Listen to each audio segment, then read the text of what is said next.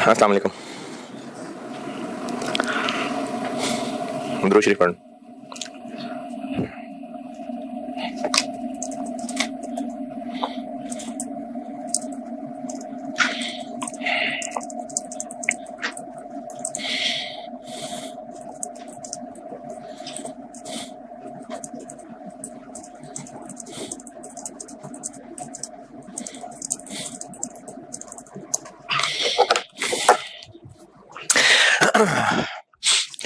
अच्छा, एक रिकैप दे दूं क्योंकि 4 दिन आगे बीच में। आईएफआरएस 2 पढ़ रहे हैं हम। आईएफआरएस 2 ये है कि कंपनी खुद या उसकी कोई पेरेंट सब्सिडरी गुड्स या सर्विसेज ले, और जिस पार्टी से गुड्स या सर्विसेज ले उस पार्टी को बदले में कैश की बजाय शेयर्स इशू किए जा रहे हों, और अगर कैश देना भी है तो amount of cash certain number of shares की वैल्यू के बराबर होगा। यानी हो सकता है कि कहा जाए, जिसे कंसल्टेंसी सर्विस ली थी, कि हम आपको इसके बदले में अपने 5000 शेयर्स देंगे, या ये कहा जा सकता है कि अपने 4000 शेयर्स की जितनी वर्थ बनती होगी उतना कैश देंगे। तो कैश भी अगर देना है तो अमाउंट ऑफ कैश सर्टेन नहीं है। किस चीज से रिलेट कर दी? शेयर्स की वैल्यू से। इस ट्रांजेक्शन को हम आईएफआरएस 2 में पढ़ रहे हैं। अगर बदले में शेयर्स देने हैं तो ये इक्विटी सेटल्ड है, और अगर बदले में कैश जाना है तो ये कैश सेटल्ड है। और एक शक्ल और भी थी कि अगर बदले में हमने कुछ नहीं देना, हमारे पेरेंट सब्सिडी ने देना है, हमें बस गुड सर्विसेज मिल रही है, तो भी ये इक्विटी सेटल्ड ही है। आगे इक्विटी सेटल्ड ट्रांजैक्शंस का क्या करना है? जनरल ओवरव्यू ये है कि जो हमें गुड्स या सर्विसेज मिल रही हैं, एक्सपेंस डेबिट या कोई फिजिकल चीज मिल रही है तो फिजिकल चीज डेबिट, और साथ इक्विटी क्रेडिट। अगर तो फौरन ही शेयर्स इशू हो गए या शेयर ऑप्शंस इशू हो गई तो इसका मतलब हम वो गुड्स या सर्विस ले चुके और फौरन ही वो गुड सर्विस डेबिट जाग रहे हैं, वो फौरन गुड सर्विस डेबिट और इक्विटी अमाउंट क्रेडिट। और अगर ओवर द पीरियड हमें गुड सर्विसेज मिलनी है तो फिर यही एंट्री तोड़ तोड़ के ओवर द पीरियड होगी। ये जनरल बात थी। फिर इसमें एक बात रिकग्निशन से रिलेटेड ये की थी कि अगर कुछ शर्तें हैं तो वो शर्तें कहलाती हैं वेस्टिंग कंडीशंस। 2 तरह की टाइप्स हैं, एक सर्विस कंडीशन है और एक परफॉर्मेंस कंडीशन है। सर्विस कंडीशन है जिसमें जिनसे सर्विस ली है, नॉर्मली ये कंडीशंस एम्प्लॉइज के लिए ही होंगी। अगर हमने किसी से प्लांट खरीद लिया तो खरीद लिया, उसको उसी वक्त शेयर इशू हो जाएंगे। अगर किसी कंसल्टेंट से कोई कंसल्टेंसी सर्विस ली है तो ले ली, उसी वक्त शेयर इशू हो जाएंगे। तो नॉर्मली एम्प्लॉइज के अलावा जिनसे गुड सर्विसेज ले रहे होते हैं उनसे फौरन गुड सर्विस ले ली होती है, तभी बदले में शेयर इशू कर रहे होते हैं। ओवर अ पीरियड तरसा तरसा के शेयर इशू करना, ये काम मोस्टली एम्प्लॉइज के साथ ही होगा। और उनके साथ सर्विस कंडीशन अगर लगाई है तो उसका मतलब है कि इतने सर्टेन टाइम पीरियड तक नौकरी में रहोगे तो शेयर्स या शेयर ऑप्शंस मिलेंगी। और अगर परफॉर्मेंस कंडीशन शर्त लगाई है तो उसका मतलब है कोई ना कोई टारगेट रखा होगा। वो टारगेट सेल्स का भी हो सकता है, नंबर ऑफ यूनिट्स का भी हो सकता है, ग्रोथ का हो सकता है, प्रॉफिट परसेंटेज का हो सकता है, कुछ भी परफॉर्मेंस टारगेट हो सकते हैं। अगर ऐसे टारगेट रखे गए हैं तो ये परफॉर्मेंस कंडीशन है। दोनों में फर्क यह है कि सर्विस कंडीशन में पता है कितने नंबर ऑफ ईयर्स पे फैलाना है, और परफॉर्मेंस कंडीशन में अंदाजा लगाना है। अगर परफॉर्मेंस कंडीशन शेयर प्राइस की शर्त के अलावा बाकी कोई शर्त है तो ये मैंने उसकी तरीका बताया, और चूंकि एस्टिमेटेड है तो ये over the period estimate change भी हो सकता है। और वो जो कैलकुलेशन करनी है हमने, वो सीडी बैलेंस कैलकुलेट होगा क्यूमुलेटिव बेसिस। उसके लिए टुकड़े अगर करूं तो क्या चाहिए? Number of persons. कितने नंबर ऑफ पर्संस, क्या इसके लिए रूल बना ले? हमने ये वो एस्टिमेट लगाना है जो इवेंचुअली कामयाब होंगे। हमने अगर कहा है 4 साल बाद, तो वो जो 4 साल एंड पे भी जिंदा खड़े रहेंगे ना, वो नंबर ऑफ पर्सन है। ये चूंकि अंदाजा है तो ये अंदाजा हर साल रिवाइज हो सकता है। इनटू हर बंदे को कितने इंस्ट्रूमेंट्स देने, इनटू फेयर वैल्यू, इनटू जितने साल आज तक गुजर चुके, डिवाइडेड बाय जितने टोटल पे इसको फैलाना है। ये फार्मूला है, और इस फार्मूले को मैंने लिखा भी हुआ है। आप बल्कि मैं पहले पूरा रिकैप बोल दूं जो बोलना था, फिर किताब में से ओवरव्यू दोबारा बताता। तो हम लोग जो कैलकुलेशन कर रहे हैं, सर्विस कंडीशन है तो उसमें पता है कितने ईयर्स हैं, परफॉर्मेंस कंडीशन है तो उसमें अंदाजा है कि कितने ईयर्स हैं, और ये अंदाजा हर साल रिवाइज होगा। लेकिन fair value of equity instrument granted ये हर साल रिवाइज नहीं हो रही। ये किस दिन की है? वो ग्रांट डेट वाली ही है। और अगर किसी और से गुड सर्विसेज ली थी तो जिस दिन वो गुड सर्विसेज ली थी उस दिन वाली फेयर वैल्यू है। अच्छा, एक तो ये बात हो गई। फिर इसके अलावा जो हम शेयर दे रहे हैं या शेयर ऑप्शन दे रहे हैं, और शेयर ऑप्शन अगर दे रहे हैं तो शेयर ऑप्शन की एक एक्सरसाइज प्राइस का कॉन्सेप्ट होता है। मिसाल के तौर पे 35 रुपए। क्या कॉन्सेप्ट है 35 रुपए का? कि जिसको ये कागज दिया है उसको कहा है, उसको एक टाइम बताया होगा कि इस दिन तक आपके पास हक है कि आप 35 रुपए कैश कंपनी को देके नया शेयर इशू करा सकते हैं। इसको कहते हैं एक्सरसाइज प्राइस। ये एक्सरसाइज प्राइस है।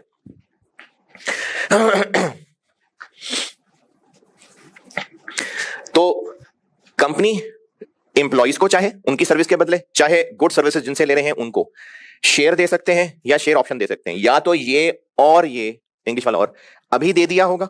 अभी कब दिया होगा? अभी क्यों दिया होगा? जब गुड सर्विस ले चुके हुए हैं तो फौरन दे दिया।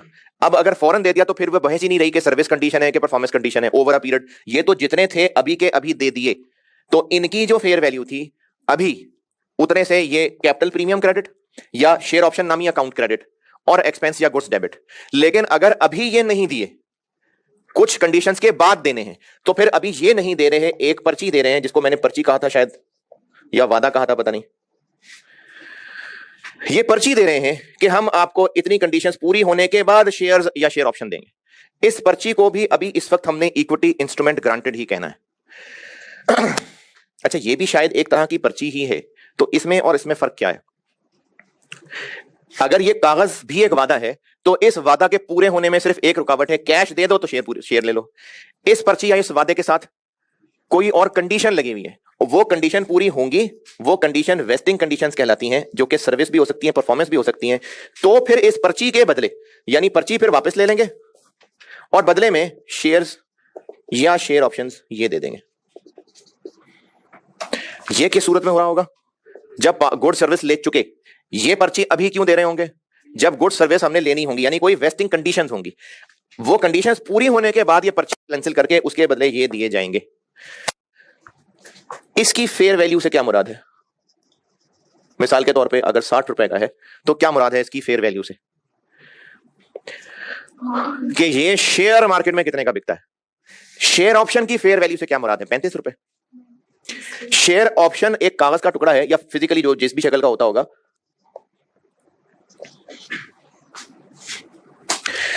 ये शेयर ऑप्शन भी इटसेल्फ एक कागज है, ये एक राइट है।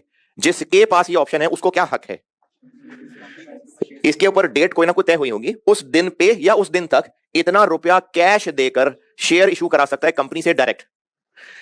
ये कागज मार्केट में इतने का बिक रहा है, ये इस कागज की फेयर वैल्यू है। अभी आज की क्लास में एक और नाम इंट्रिंसिक वैल्यू कौन सा बता दूंगा आपको। ये कागज इतने रुपए का अभी मार्केट में बिक रहा है, तो 35 और 12 में फर्क क्लियर है या नहीं? 35 रुपए एक्सरसाइज प्राइस कहलाएगी। ये शेयर ऑप्शन का कागज जिस इंडिविजुअल के पास है उसको इस पे लिखी हुई डेट तक या डेट पे, ये ऑप्शंस की टाइप्स में फर्क होता है। या ये जिस दिन एक्सपायरी है उस दिन तक एक्सरसाइज हो सकती है, या फिर इसकी एक मैच्योरिटी डेट है उसी दिन एक्सरसाइज हो सकती है। तो अप टू या ऑन इतना रुपया कैश देंगे कंपनी को तो कंपनी उसको नया शेयर इशू कर देगी। ये शेयर ऑप्शन की एक्सरसाइज प्राइस है। लेकिन ये कागज भी तो एक वैल्यू रखता है, यानी ये कागज किसी के भी हवाले हो जाए तो उसके पास एक खजाना लग रहा है। क्या खजाना लग रहा है भाई? उसके पास एक डिस्काउंटेड प्राइस पे शेयर खरीदने का हक है, तो ये हक भी इटसेल्फ बिक सकता है। तो वो हक कितने का बिक रहा है अभी, ये इसकी फेयर वैल्यू। ये पर्ची क्या है? ये हमने किसी एम्प्लॉय को जनरली कही है कि तुम इतने साल में ये कंडीशन पूरी कर दो, तो हम उन कंडीशंस के पूरी होने के बाद अपने शेयर्स तुम्हें इशू कर देंगे या शेयर ऑप्शंस तुम्हें इशू कर देंगे। तो ये पर्ची या तो शेयर की है या शेयर ऑप्शन की है। इस पर्ची की अभी फेयर वैल्यू क्या है? जिस चीज की पर्ची है उस चीज की जो फेयर वैल्यू है बाय डिफॉल्ट क्वेश्चन में। यानी अगर हमने अपने एम्प्लॉइज को कहा है कि तुम 3 साल तक नौकरी करो, 3 साल बाद हमारी तरफ से पक्का 3 साल इधर पूरे होंगे, तुम्हें हम 2-2000 शेयर्स दे देंगे। ये जो हम उससे वादा कर रहे हैं, ये वादा इक्विटी इंस्ट्रूमेंट ग्रांटेड कहला रहा है आईएफआरएस 2 में। और अभी आज वादा करते हुए, ये इस सेम कॉन्टेक्स्ट, आज वादा करते हुए इस पर्ची की फेयर वैल्यू कितनी है? 60 रुपए। अगर हम कस्टमर अपने एम्प्लॉय को कह रहे हैं कि तुम 3 साल तक नौकरी कर लो, हम तुम्हें 35 रुपए एक्सरसाइज प्राइस वाली शेयर ऑप्शन दे देंगे 3 साल बाद। अभी इस पर्ची की फेयर वैल्यू क्या है? 12 रुपए। ये एक्सरसाइज प्राइस है, ये फेयर वैल्यू नहीं है। तो इस पर्ची, जिस चीज की ये पर्ची है, जो उस चीज की आज फेयर वैल्यू है, क्वेश्चन की बात कर रहा हूं, बाय डिफॉल्ट उस पर्ची की वो फेयर वैल्यू। जी नहीं, देखें, मुझे अपनी किसी मेहनत के सिले में एक कंपनी एबीसी ने शेयर ऑप्शन दे दी। अब मेरे पास एक कागज का टुकड़ा है, उसमें लिखा हुआ है कि 35 रुपए दोगे तो पैसे शेयर मिल जाएगा। मैं वो कागज का टुकड़ा आपको 12 रुपए का बेच देता हूं। मैंने आपको 12 रुपए का बेच दिया। अब आप कंपनी एबीसी के पास जाएंगे, उस कंपनी और आपके दरमियान ट्रांजेक्शन क्या होगी? आप 35 रुपए कैश देंगे और बदले में शेयर ले लेंगे। आप ये कहेंगे कि 12 रुपए तो मैं पहले दे चुका हूं, तो मैं तो 23 रुपए दूंगा। नहीं कह सकते ना, आपने ये पर्ची लेने के लिए मुझे पैसे दिए थे। अब जब आपके पास ये शेयर ऑप्शन आ चुकी है, तो आप और उस कंपनी के दरमियान सिर्फ 35 रुपए की ट्रांजेक्शन होनी।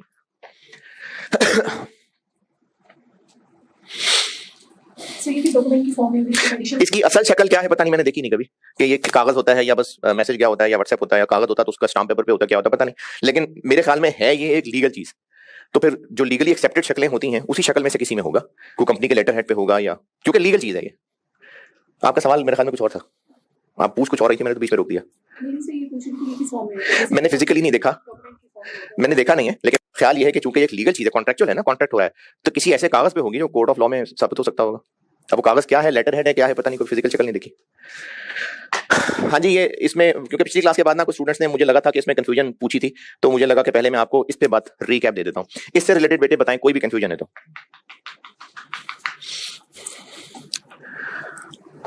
रिकॉग्निशन का ओवरव्यू दे दिया।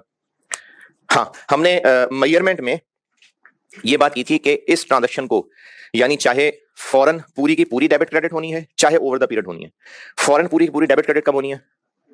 जब सर्विसेज गुड्स ले चुके। और over the period debit credit कब होनी है? जब कंडीशंस हैं। तो जब भी ये होनी है, चाहे फौरन पूरी की पूरी, चाहे ओवर द पीरियड, इसकी अमाउंट क्या होगी? पहली प्रेफरेंस गुड सर्विसेज की फेयर वैल्यू, और अगर गुड सर्विसेज की फेयर वैल्यू नहीं पता तो फिर इक्विटी, नहीं सिर्फ शेयर नहीं, इक्विटी इंस्ट्रूमेंट ग्रांटेड की fair value. Equity instrument granted की फेयर वैल्यू क्या है? ये मैंने सारी वही कहानी बताई है। इसमें आगे फिर दो केसेस हैं कि इनकी फेयर वैल्यू पता चल सकती है। यहां तक अभी पढ़ा है आपको। अगर ये वाली चीज है ये, तो नहीं सॉरी, अगर ये वाली चीज है कि हमने अभी ही शेयर्स या शेयर ऑप्शंस दे दी, तो फिर ये नहीं है, ठीक है, फिर ये नहीं है, ये यकीनन पास्ट सर्विस है। लेकिन अगर हमने कोई कंडीशन रखी है तो यकीनन हमने ये अभी एम्प्लॉइज को नहीं दिया, ये दिया है। तो कंडीशंस आ गई, इसका मतलब ये अभी इशूड नहीं है, अभी ये इशू हुआ है। क्योंकि अगर यही उनके हाथ में पकड़ा दिया तो फिर आप किस बात की शर्तें लगाएंगे? हमने शेयर या शेयर ऑप्शन ये एम्प्लॉय के हाथ में पकड़ानी है कुछ शर्तें पूरी होने के बाद। इसका मतलब सवाल में ये नहीं है, ये है जी, ये बात क्लियर है। अब जब ये है तो इसकी फेयर वैल्यू क्या पता ये पर्चियां मार्केट में ना बिकती हो, तो फिर इसकी फेयर वैल्यू कैसे निकालें? ये तो मैंने सवाल की बात की है कि जिस चीज की पर्ची है उसी की फेयर वैल्यू है। असल में इसके ऊपर मुख्तलिफ स्टैटिस्टिकल मॉडल भी लग सकते हैं, जैसे जो मैंने बुक के अंदर आईएएस की मिसालें डाली हैं उनमें बाइनोमियल प्राइसिंग मॉडल का जिक्र भी है। तो मुख्तलिफ मॉडल लग सकते हैं, उन मॉडल्स में वैल्यूज पुट करके ये आंसर निकाला हुआ। आप में से किसी ने बीएफडी पढ़ ली हुई है? पढ़ी हुई है किसी ने? पढ़ी हुई? चले सामने वालों ने भी पढ़ी होगी। जैसे किसी वैल्यूएशन का एक फार्मूला है, वो डिविडेंड वैल्यूएशन मॉडल है, डिविडेंड है 1 प्लस फलाना डिवाइडेड बाय फलाना। अब इस फार्मूले में मुख्तलिफ फिगर्स पुट करते हैं और एक आंसर आ जाता है, ये शेयर की वैल्यू है। तो ये वैल्यूएशन मॉडल्स हैं, तो कोई ना कोई फार्मूले होंगे बुजुर्गों के बनाए हुए, स्टैट्स के माहिरों के, उन फार्मूले में फैक्टर्स की कुछ वैल्यूज पुट करते होंगे तो इस कागज की वैल्यू निकल आती होगी। तो ये वैल्यूएशन मॉडल होते हैं। इसके लिए कोई ना कोई मॉडल होगा जिसमें फिगर्स पुट करते होंगे, तो जो आंसर आता होगा वो उसकी वैल्यू है। उन फार्मूले में इस्तेमाल होने वाली चीजों में से एक चीज ये भी होती होगी कि मार्केट कंडीशन क्या है। मार्केट कंडीशन क्या बताई थी मैंने? वो परफॉर्मेंस कंडीशन जो शेयर प्राइस के साथ लिंक, यानी डायरेक्टर को कहा है कि अगर कंपनी का शेयर जो अभी 45 रुपए का है, अगर 2 साल में 60 तक पहुंच गया, अब ये जो शर्त लगाई जा रही है शेयर की मार्केट वैल्यू की शर्त लगाई जा रही, या इसकी शेयर प्राइस जो अभी है वो 2 साल में 25% ग्रो कर गई, ये भी शेयर प्राइस की बात हो रही है। या इंट्रिंसिक वैल्यू चीज होती है, वो आज के दिन में बताऊंगा। तो अगर शेयर की प्राइस से लिंक किया जा रहा है किसी शर्त को, तो वो शर्त कहलाती है मार्केट कंडीशन। इस शर्त का इस्तेमाल क्या है? क्या इस्तेमाल है शर्त का? इस पर्ची की जिस फार्मूले से फेयर वैल्यू निकालनी है उस फार्मूले में उसका कुछ पुट करना होगा। यानी ये जैसे मैंने पिछली क्लास में भी शायद बात की थी कि इस बात के कितने चांसेस हैं कि शेयर प्राइस 50 से 65 तक पहुंच जाएगी, 40% चांस है, ये 40% इस फार्मूले में डाल दिया। कुछ इस तरह से होता होगा, मैंने कभी देखा नहीं बाइनोमियल प्राइसिंग का फार्मूला, मतलब मैंने देखा नहीं है कि इस फार्मूले में फैक्टर कौन कौन से डाल के मार्केट कंडीशन को कैसे इनकॉर्पोरेट है, पता नहीं, लेकिन उस फार्मूले के अंदर इनकॉर्पोरेट होता है, हो गया इनकॉर्पोरेट। जैसे मिसाल के तौर पे आप किसी डॉक्टर के पास गए, या चलो आप खैर आप कोई बंदा कोई डॉक्टर के पास गया, उसको कोई बीमारियां थी। अब उस बीमारियों में जो सिम्टम्स थे, डॉक्टर ने कहा कि अच्छा आपने ना ये एक्सरसाइज करनी है, फलाना फलाना खाना नहीं खाना, और ये मेडिसिन खानी है। अब आपका चूंकि वेट ज्यादा है तो आपने ये एक्सरसाइज करनी है, आपका चूंकि फलानी चीज ज्यादा है तो आपने ये वाली चीज छोड़ देनी है, आपको चूंकि फलाना मसला तो आपने फिर ये वॉक करनी है। ये तो हो गए उसके करने वाले काम जो उसको कहे जा रहे हैं। उसने कहा जी वो ब्लड टेस्ट में फलाना मसला था, हाँ वो मैंने दवाई के अंदर इनकॉर्पोरेट कर लिया है, बस वो दवाई के अंदर हो गया इनकॉर्पोरेट, उसके लिए अलग से कुछ नहीं करना आपको। तो मैं मिसाल समझा सकता हूं, जो चीज ये हो गई जी दवाई के अंदर इनकॉर्पोरेट हो गई, वो दवाई के अंदर रख लिया मैंने, अब वो दवाई खानी है आपने, उस दवाई को यूज करना है फलाने काम के लिए, हाँ वो आपको ये एक्सरसाइज करनी पड़ेगी, वो ये वॉक करनी पड़ेगी, फलानी चीज वो मैंने दवाई के अंदर इनकॉर्पोरेट कर ली है। तो परफॉर्मेंस कंडीशन अगर शेयर प्राइस से रिलेटेड, जिसको मार्केट कंडीशन कहते हैं, उसके अलावा है, तो उनका इस्तेमाल फिर हम कर रहे होते हैं नंबर ऑफ ईयर्स का एस्टिमेट करने में। या जैसे प्रैक्टिस क्वेश्चन 3 और 4 था, जिसमें 12 रुपए और 16 रुपए और वो 100 के 200 के 300 ऑप्शंस, उनका इस्तेमाल हो रहा था। लेकिन मार्केट कंडीशन का इस्तेमाल किस चीज में होगा? जो इस पर्ची की एक्सपर्ट ने उस वैल्यूएशन मॉडल से वैल्यू निकाल के दी होगी, लेट से 30 रुपए, उस 30 रुपए निकालने में इस्तेमाल हो गया मार्केट कंडीशन का। तो और अगर है ही सिर्फ मार्केट कंडीशन, तो बस वो जो 30 रुपए निकाल दिए उसको यूज करें, कितने साल के ऊपर फैलाएं, बेस्ट अंदाजा लगाएं, और हर साल के एंड पे उस अंदाजे को अपडेट नहीं करना, मार्केट वाले को नहीं करना, क्योंकि मार्केट कंडीशन वाला सारा दवाई के अंदर कवर्ड है, ये सब उस फेयर वैल्यू के अंदर कवर्ड है। हां, एक अंदाजा हमने करना है अपडेट, नंबर ऑफ एम्प्लॉइज वाला, वो करना है, क्योंकि हमने ये वादा एक बंदे के साथ किया हुआ है, जबकि एक्सपेंस हम सारे एम्प्लॉइज का रिकॉर्ड कर रहे हैं। तो वो जो 30 रुपए के अंदर कवर्ड है, वो उस एक बंदे के एक वादे की बात हो रही है। नंबर ऑफ पर्सन वो तो करने हैं हर साल के एंड पे अपडेट। ठीक है, अब इसकी ना मैं एग्जाम प्रैक्टिस और कराता हूं, फिर मैं केस 2 पे जाऊंगा। तो आप एक मेहरबानी ये काम ये कर लें कि मैंने चूंकि आपको सारा रिकैप दे दिया, कोई 25 मिनट लगा के, आप चैप्टर में आए। पहला पेज सारा, दूसरा पेज सारा, तीसरा पेज सारा, चौथा पेज सारा, पांचवा पेज भी सारा, आखिरी एग्जाम नोट्स वाला डब्बा छोड़ के। अच्छा चलें, पहले 4 पहले पढ़े ना सारे, फिर मैं बताता हूं पेज 5 पे कौन सी चीज अभी नहीं पढ़नी। पहले 4 पेज एक दफा सारे रीड कर लें, जरा चैप्टर में उतर आए, फिर सवाल करते हैं हम।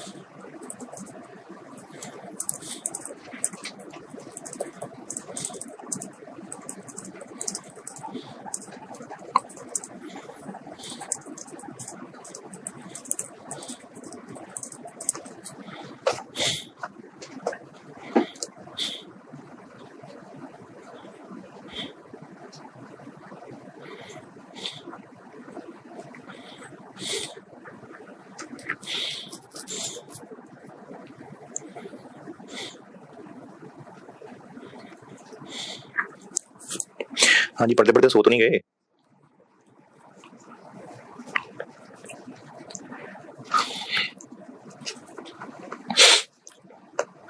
5वें पेज के आखिरी डब्बे तक पहुंच जाए तो फिर मैं बताऊंगा आगे।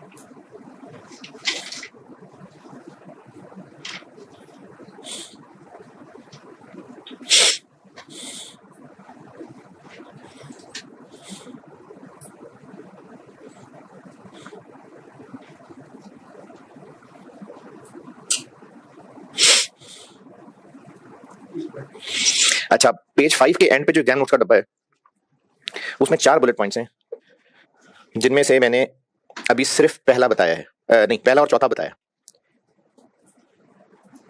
पहला बुलेट पॉइंट और चौथा बुलेट पॉइंट, दूसरा और तीसरा नहीं बताया अभी।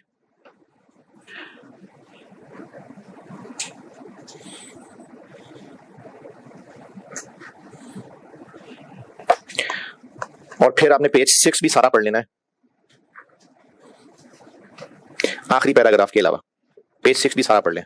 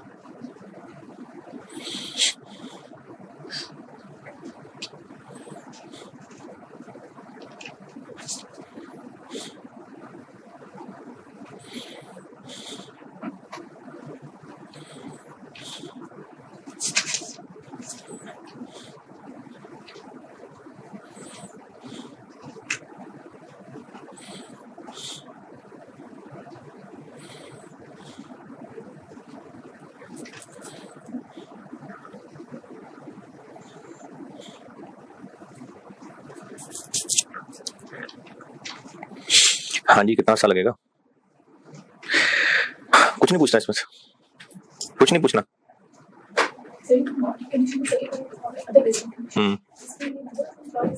नहीं, हमने अपने एम्प्लॉइज को कहा कि ये मार्केट कंडीशन में पेज 5 पे, पेज 6 पे जो राइट वाला कॉलम है वो बता रहा हूं। हमने एम्प्लॉइज को कहा कि अगर 3 साल में कंपनी की सेल्स 50% ग्रो कर गई एंड शेयर प्राइस 40 रुपए से 55 रुपए तक पहुंच गई, तो फिर अब आपको इतने इतने शेयर दे देंगे। अब अगर सेल्स वाली बात पूरी हो गई तो उनको हम शेयर्स दे देंगे और वो हमारी सारी कैलकुलेशन उसके मुताबिक चलेगी। शेयर प्राइस वाली शर्त ना भी पूरी हुई लेकिन बाकी शर्त पूरी हो रही है तो उसकी अकाउंटिंग वैसे ही होगी जैसे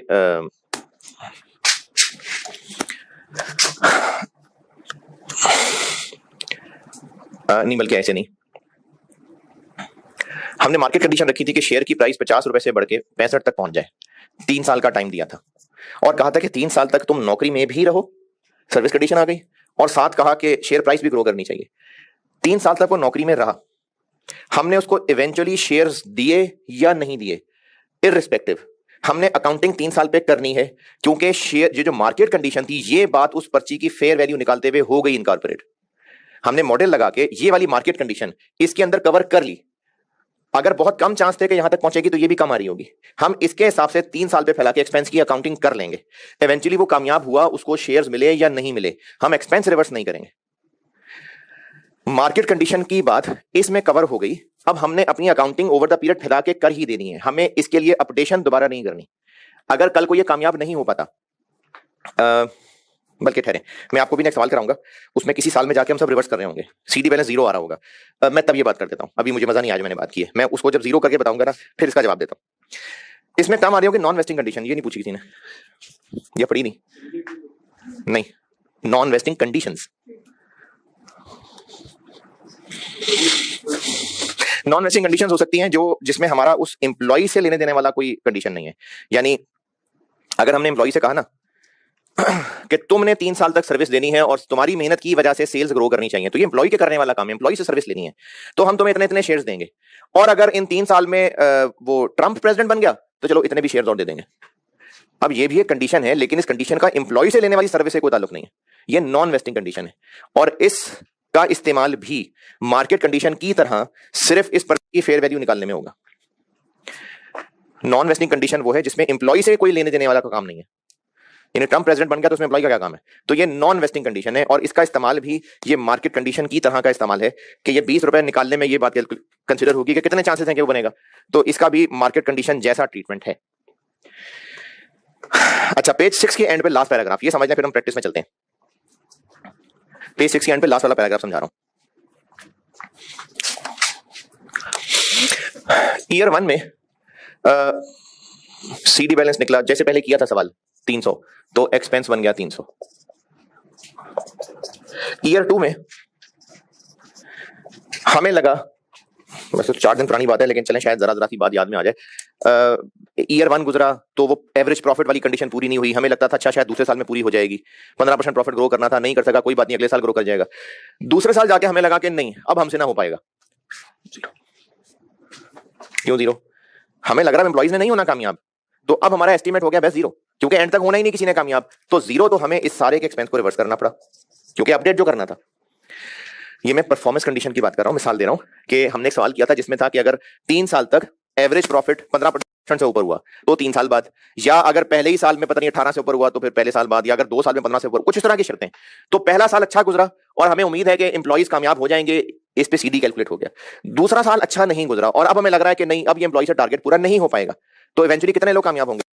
कोई भी नहीं ना, तो ये 0 हो गया, इसकी वजह से ये एक्सपेंस रिवर्स हो गया। तीसरा साल अच्छा गुजरा, अच्छा अभी शर्त खत्म नहीं हुई है, शर्त 3 साल की है, लेकिन दूसरे साल हमें लग रहा है कि इनसे नहीं होना परफॉर्म, तो 0।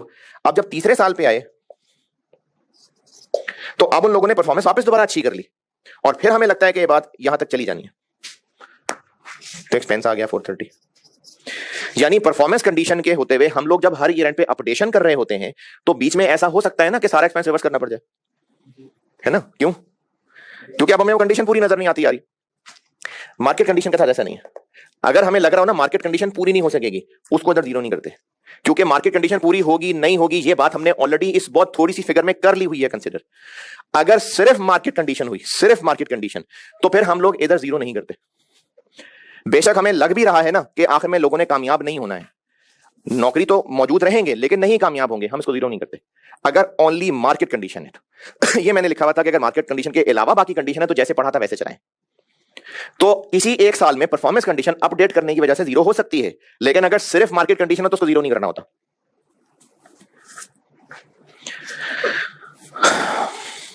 अच्छा, 3 साल हो गए और हमारे एम्प्लॉइज ने जो टारगेट दिया था वो पूरा कर लिया और हमने शेयर ऑप्शंस, शेयर्स नहीं, उनको शेयर ऑप्शंस दे दी, लेकिन उन्होंने उन शेयर ऑप्शंस को लिफ्ट ही नहीं कराई। 2-3 साल गुजर गए, लिफ्ट ही नहीं करा रहे और वो शेयर ऑप्शंस एक्सपायर हो गई। क्यों लिफ्ट नहीं करा रहे? वो फेवरेबल नहीं होंगी, यानी उनको शेयर ऑप्शन मिली हुई थी कि 35 रुपए देके शेयर खरीद सकते हैं, हो सकता है शेयर ही मार्केट में 25 रुपए का रोल रहा हो। तो हमने तो उनसे सर्विस लेके उनको शेयर ऑप्शंस दे दी ना, तो अगर कल को वो शेयर ऑप्शंस ही जाया कर दें तो हम अपना एक्सपेंस रिवर्स कर देंगे। क्यों नहीं? क्योंकि वो उनका मसला है, हमने तो इनको इनाम दे दिया ना, तो एक्सपेंस रिवर्स नहीं करेंगे।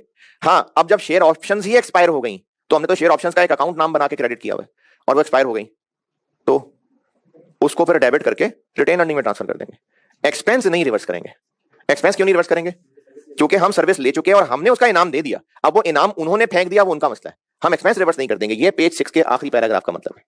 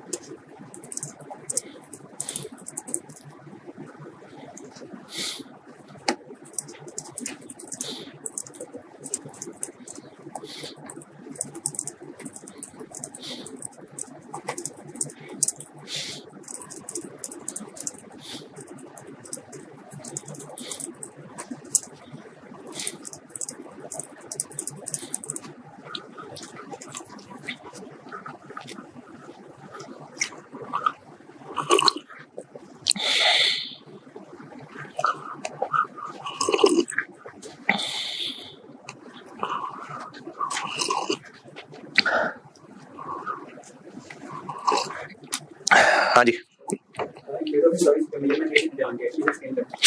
ये पेज 6 वाला लास्ट पैराग्राफ पढ़ लिया? चलो पढ़ तो लो ना पहले। ये जो बात आप सवाल पूछ रहे हैं ना, ये क्वेश्चंस की प्रैक्टिस में आ जाएगी बात, नहीं तो फिर कहीं क्वेश्चन में वर्ड आया होगा ग्रांट डेट तो दोबारा पूछ लेना। अच्छा चलो बता देता हूँ, सुन लो। ये सवाल मैंने पेज 2 पे 3 पे ये बात मैंने कहा लिखी हुई है। पेज 5 में मैंने कहीं एक बात लिखी हुई है, मेजरमेंट डेट, यानी ये जो फेयर वैल्यू हमने निकालनी है इक्विटी इंस्ट्रूमेंट ग्रांटेड की। अच्छा, प्रायोरिटी क्या है हमारी, किसकी एंट्री की अमाउंट क्या होनी चाहिए? गुड सर्विसेज की फेयर वैल्यू, और ये तभी हो पाएगी जब वो कोई वाकई टेंजिबल चीज हो, जैसे प्लांट खरीदा है तो प्लांट की फेयर वैल्यू है, या हमने कोई सर्विस ऐसी खरीदी है जो मार्केट में नॉर्मली होती है, कंसल्टेंट ने एक सर्वे करके दिया है जो वो बाकियों से भी 3 लाख लेते हैं, हमसे भी 3 लाख ले रहा है, तो उसकी फेयर वैल्यू पता है। लेकिन अगर नहीं पता चल पा रही तो सेकंड हमें अपने इक्विटी इंस्ट्रूमेंट ग्रांटेड की फेयर वैल्यू निकालनी पड़ेगी। किस दिन कैलकुलेट करेंगे ये फेयर वैल्यू, किस दिन? वो होगी मेजरमेंट डेट। हमने कंसल्टेंट से ये कहा कि हमने आपसे ये जो सर्विस ली है ना, या ये 2 महीने में आप जो सर्विस देने लगे हैं, हमने कंसल्टेंट से कॉन्ट्रैक्ट किया कि आपसे जो हम सर्विस लेने लगे हैं ये 2 महीने में आपने सर्विस तो दे ही देनी है, 2 महीने में आप सर्विस देंगे और हम आपको अपने शेयर्स दे देंगे, ये हमने तय कर लिया। अब हम एंट्री कब करेंगे जी? जिस दिन ये कॉन्ट्रैक्ट कर लिया? नहीं, 2 महीने बाद सर्विस मिल जाएगी, वो मैं बिल भेज देगा, हम उस वक्त फलाना एक्सपेंस डेबिट और शेयर कैपिटल प्रीमियम या शेयर ऑप्शंस क्रेडिट। किस अमाउंट से? अगर उसने बिल भेजा है तो उस अमाउंट से, और अगर बिल नहीं भेजा यानी उसकी सर्विस की फेयर वैल्यू नहीं पता, तो जो हम शेयर्स या शेयर ऑप्शंस दे रहे हैं किस दिन की फेयर वैल्यू? जब हम 2 महीने बाद उससे सर्विस लेने के बाद उसको शेयर्स देने लगे हैं, या जब शुरू में कॉन्ट्रैक्ट किया था? जब सर्विस ले ली ना, ये लिखा हुआ है कि जो गुड सर्विसेज होंगी उनमें हमने शेयर्स की वैल्यू उस दिन की लेनी है जब ले ली गुड सर्विसेज। लेकिन अगर एम्प्लॉय को कहा है कि तुम 2 साल तक हमारे पास नौकरी करोगे तो 2 साल बाद तुम्हें हम ये शेयर्स दे देंगे, अब जिस दिन हमने एम्प्लॉय से ये कॉन्ट्रैक्ट कर लिया वो दिन है ग्रांट डेट। एम्प्लॉय से सर्विस मिलनी है ओवर 2 साल, जिस दिन टर्म्स तय हो गई वो ग्रांट डेट है। तो अब अकाउंटिंग करने के लिए इक्विटी इंस्ट्रूमेंट ग्रांटेड की फेयर वैल्यू किस दिन की कैलकुलेट होगी? ग्रांट डेट वाली। ये लिखा हुआ इस डब्बे के अंदर। लेकिन एम्प्लॉय की सर्विसेज की कोई वैल्यू ऐसा होती नहीं है, डायरेक्ट उसकी वैल्यू नहीं पता लग पा रही होती। तो इसलिए ये ओवर द पीरियड फैली है ना, तो आईएएस ने इस गहराई में डाले बगैर कि अच्छा 30 दिसंबर वाली देखें कि 31 दिसंबर वाली देखें कि 15 जुलाई वाली देखें या 2023 वाली देखें कि 24 वाली देखें, जिस दिन टर्म्स तय कर रहे हैं उसको कहा ग्रांट डेट और उस दिन की वैल्यू पे चलो बस। तो जिस अमाउंट से एंट्री होनी है वो अमाउंट जिस दिन कैलकुलेट होनी है वो मेजरमेंट डेट है। इंप्लॉइज के अलावा बाकी गुड सर्विसेज के लिए किस दिन की वैल्यू? जब सर्विस ले ली। और इंप्लॉइज के केस में किस दिन की वैल्यू? ग्रांट डेट वाली।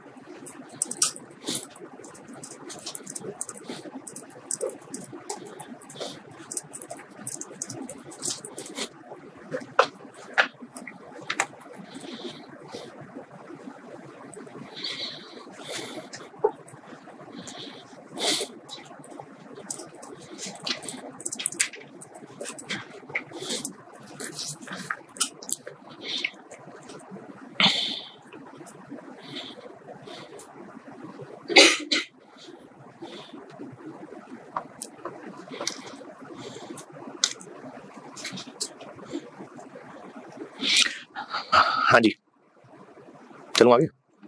प्रैक्टिस क्वेश्चन 5 और 6 पढ़ दे। प्रैक्टिस क्वेश्चन 5 और 6, फिर मैं एक एग्जाम क्वेश्चन डिस्कस करता हूं, बोर्ड पे सॉल्व करता हूं। इनफैक्ट प्रैक्टिस क्वेश्चन 5 और 6 पढ़ें, सॉल्यूशन देखें। ये जो प्रैक्टिस क्वेश्चन है ना सारे, ये मैंने ओरिजिनल आईएएस की एग्जांपल्स उठा के उनको सवालों की शक्ल दी हुई है।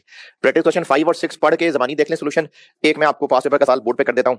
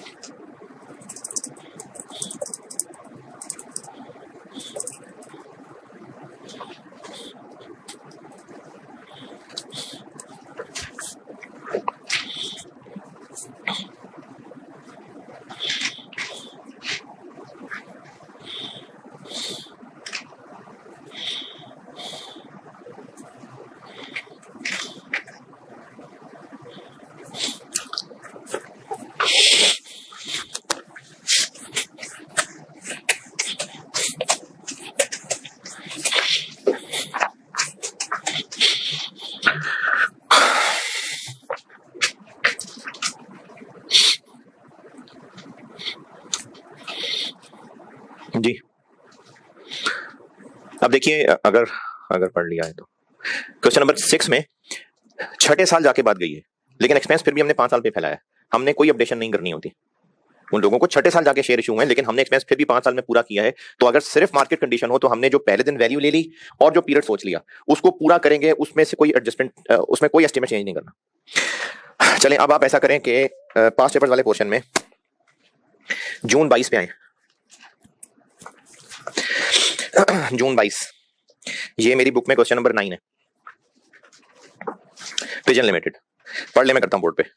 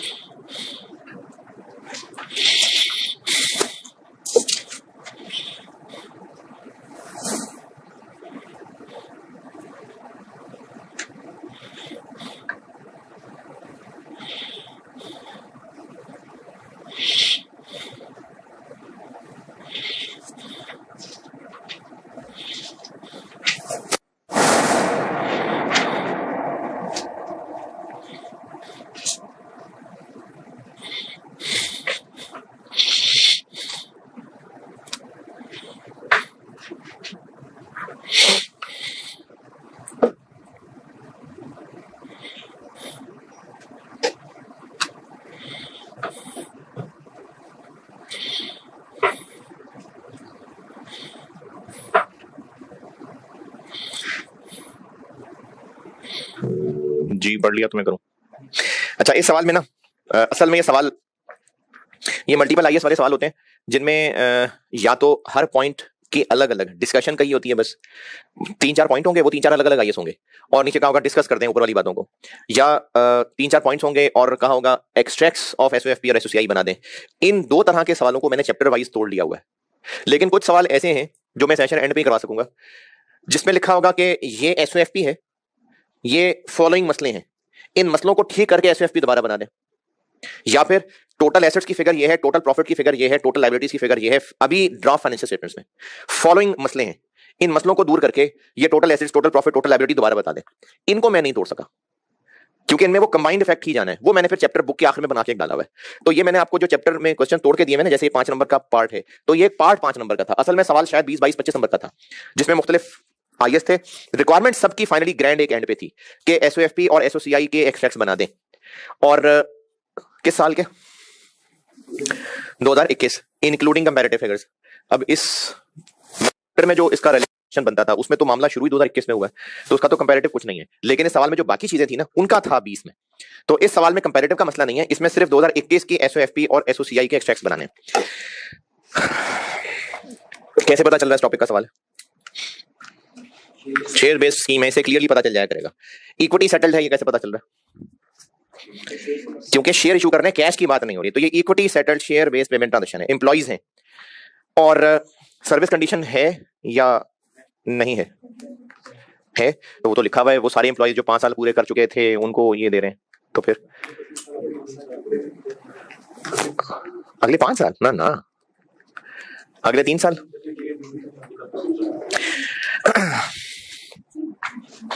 तो फिर 5 साल पूरे कर चुके, वो क्या बात है फिर?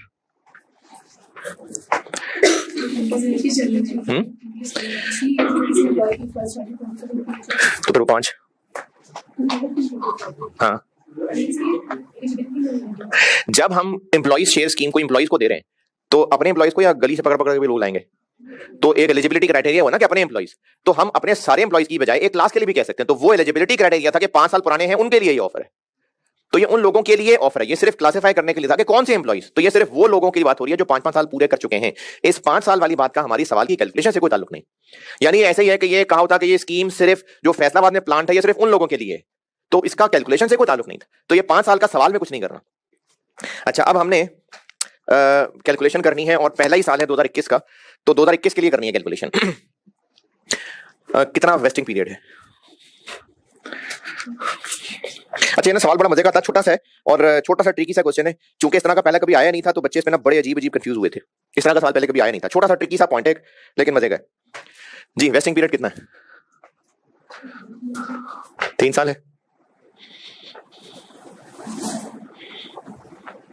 अच्छा, आपने ना ये जो सामने बैठे लोग हैं इनसे भी नहीं, कैमरे पार वाला तो मुझे पता नहीं कौन कौन बैठा हुआ है, लेकिन जो सामने बैठे हुए ये भी मुझे ना बताएं, कोई इसमें बेइज्जती वाली बात नहीं है।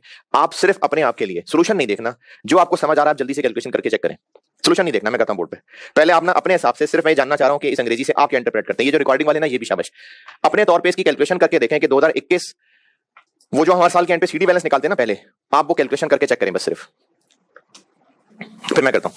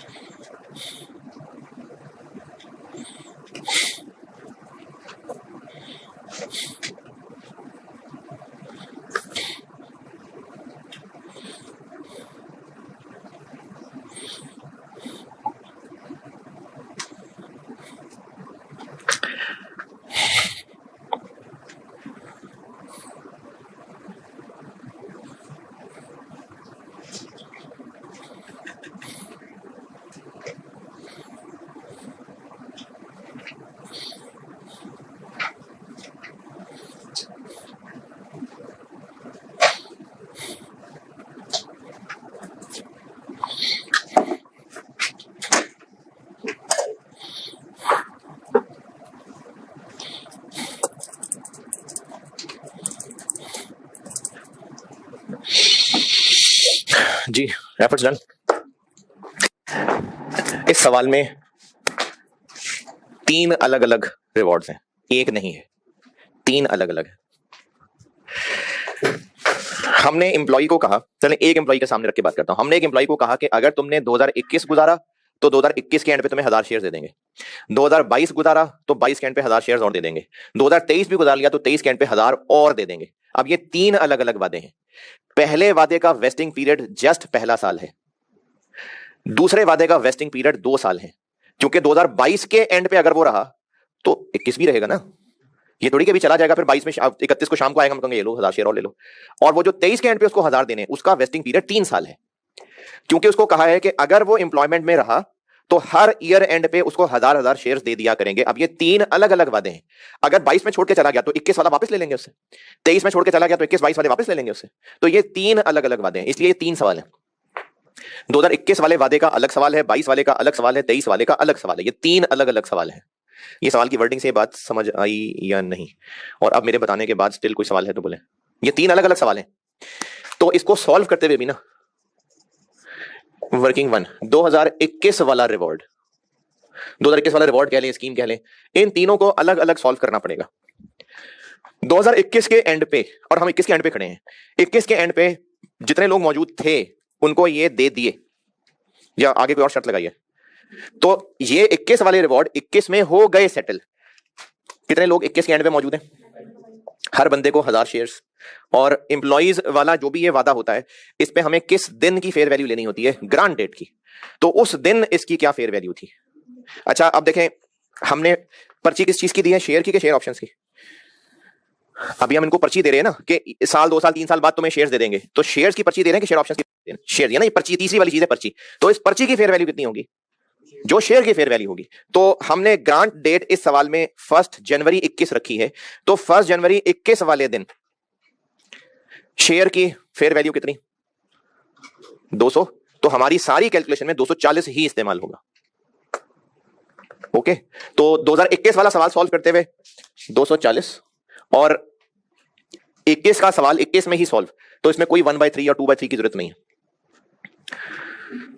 मिलियन बता दें बेशक, 20.8। ये 2021 वाला रिवॉर्ड है।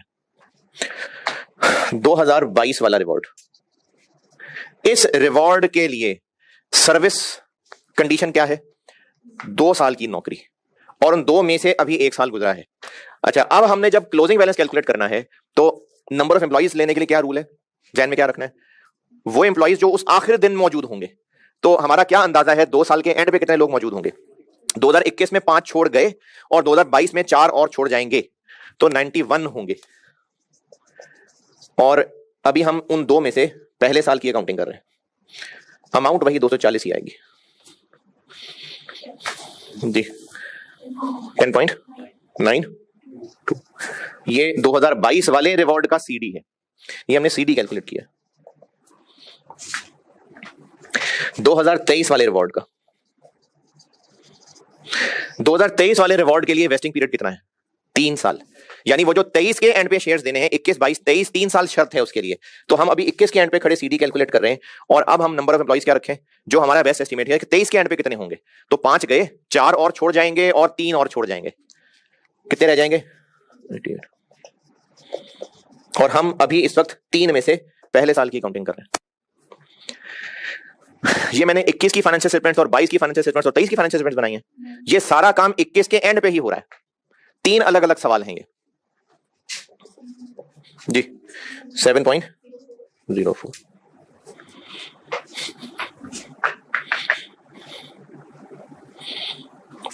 तो एक्सट्रैक्ट्स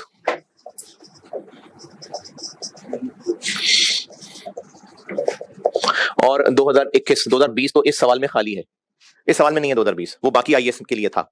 तो एक्सट्रैक्ट्स ऑफ एसओसीआई में चूंकि पहला ही साल है, तो जितना सीडी है यही एक्सपेंस है, तो यहां पर हम जस्ट एक्सपेंस कह दें, चाहे एम्प्लॉय कॉस्ट कह दें, 22.8 प्लस 10.92 प्लस 7.04 40 ये एक्सट्रैक्ट्स ऑफ एसओसीआई हो गए। और एक्सट्रैक्ट्स एसओएफपी के, और उसमें भी इक्विटी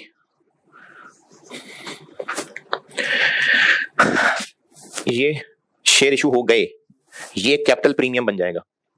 ये अभी पर्चियां हैं तो उसको हम अलग कह देंगे कैपिटल प्रीमियम, और इन दोनों को हम शेयर स्कीम कह दें, इंस्ट्रूमेंट ग्रांटेड कह लें। ये सीडी बैलेंस इसके अंदर आ जाएंगे 10.92 और 7.04, 17.96, और इसको कैपिटल और प्रीमियम में तोड़ना है कितना कितना।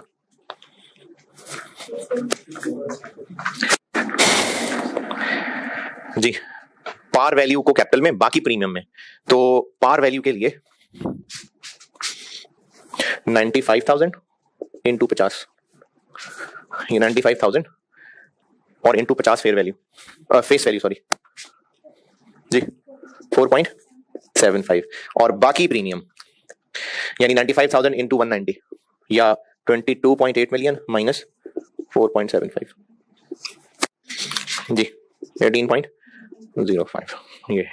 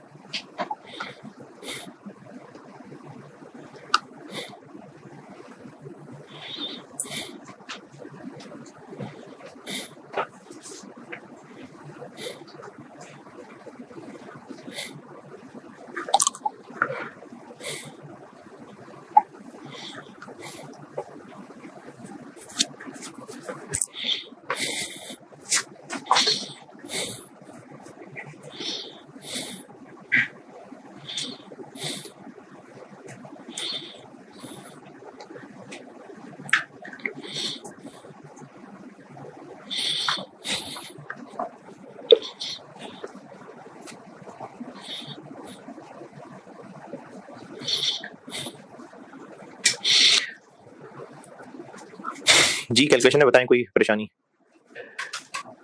अच्छा, सवाल की वर्डिंग ना एक दफा दोबारा पढ़ के तसल्ली कर लें कि अब आपको वाकई नजर आ रहा है कि ये 3 अलग अलग रिवॉर्ड थे, या अभी भी बस कर दिया मैंने तो चलो कर दिया।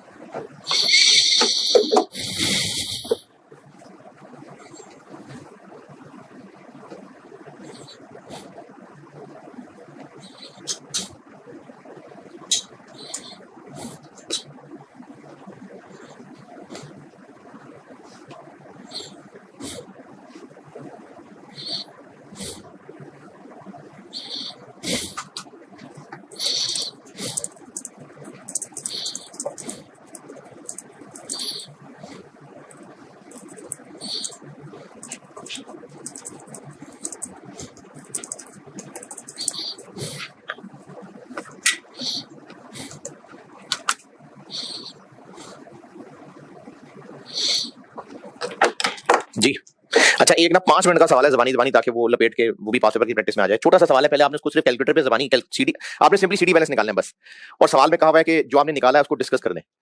तो सवाल है दिसंबर 16 नहीं 17, मेरी बुक में क्वेश्चन दिसंबर 17, रावी लिमिटेड।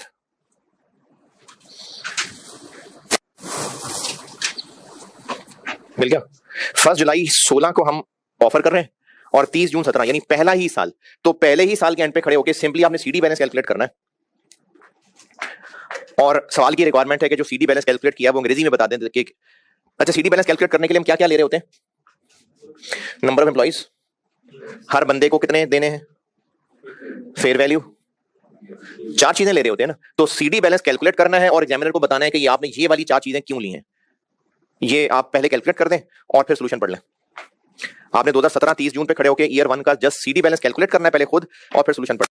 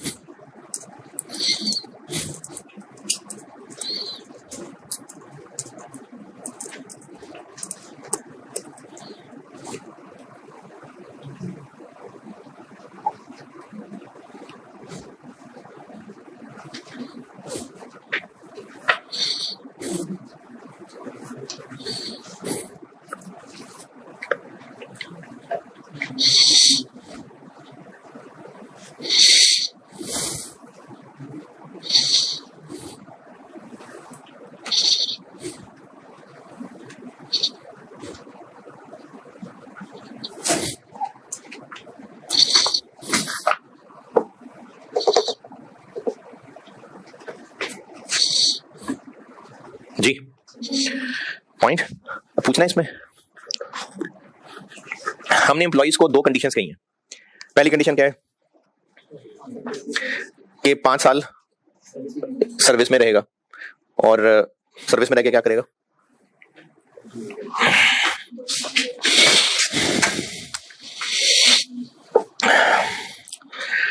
पांच साल सर्विस में रहेगा नहीं, सेल्स 300 मिलियन एनुअल ज्यादा होंगी, और 5वें साल के एंड पे जो शेयर प्राइस है वो 200 रुपए से ऊपर निकल जाएगी। तो पहली कंडीशन परफॉर्मेंस कंडीशन है और दूसरी कंडीशन मार्केट कंडीशन है। मार्केट कंडीशन का क्या इस्तेमाल है? ग्रांट डेट पे इस पर्ची की फेयर वैल्यू निकालने में इस्तेमाल होगा। आपको वो उन्होंने इस टेबल में पर्ची की फेयर वैल्यू 4 तरह की बताई है। एक बगैर कंडीशन को इनकॉर्पोरेट किए 50 है, 44 कंडीशन 1 को इनकॉर्पोरेट करके है, उसको तो नहीं करना होता हमने। 38 कंडीशन 2 को इनकॉर्पोरेट करके, हाँ इसको करना होता है हमने इनकॉर्पोरेट। हमने पर्ची की फेयर वैल्यू निकालते हुए मार्केट कंडीशन को इनकॉर्पोरेट करना होता है, बाकी कंडीशंस को फेयर वैल्यू निकालते हुए इनकॉर्पोरेट नहीं करना होता, बाकी कंडीशंस को तो ये ईयर्स गिनते हुए इनकॉर्पोरेट करना होता है।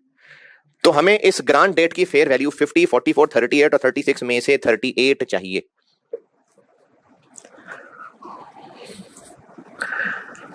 हाँ जी 38। ये जो मार्केट कंडीशन है इसका इस्तेमाल है हमारे लिए नहीं, उस एक्सपर्ट के लिए जिसने मॉडल से हमें ये फेयर वैल्यू निकाल के देनी है। ये उसके लिए इस्तेमाल होता है मार्केट कंडीशन का। उसने इस मार्केट कंडीशन को इस्तेमाल करके हमें फेयर वैल्यू निकाल दी, हमने अब उस फेयर वैल्यू को अपने हिसाब से अंदाजे लगा के यूज करना।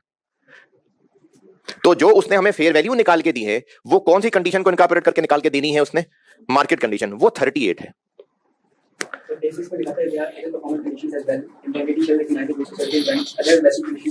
हाँ तो